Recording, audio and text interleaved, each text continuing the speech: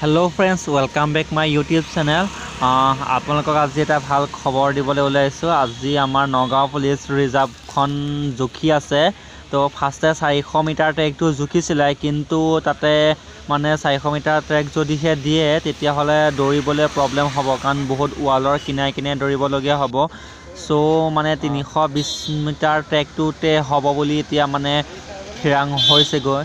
তো আপোনালোকে ভালকৈ প্ৰেক্টিছ কৰি থাকক। তো চবেই যিখিনিয়ে কৰিটো আছে কৰিয়ক, আৰু যিখিনিয়ে মানে 16 পাকত সোমাবলৈ প্ৰব্লেম পাই আছিলে তেওঁলোকৰ কাৰণে এতিয়াতো ভাল হৈ যাব।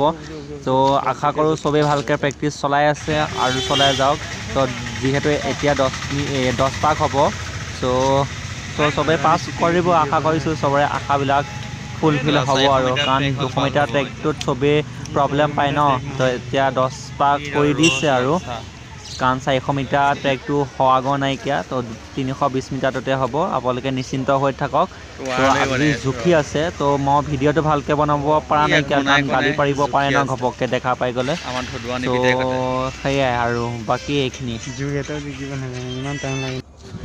আৰু আপোনালোকে এনেধৰণৰ আসাম পুলিচৰ ৰিলেটেড নতুন আপডেট পাবলৈ মোৰ চেনেলটো ছাবস্ক্ৰাইব কৰি ল'ব, আৰু কিনাৰতে থকা বেল আইকনটো প্ৰেছ কৰিব যাতে ন'টিফিকেশ্যনবিলাক পাই যায়। চ' সেইখিনিয়ে।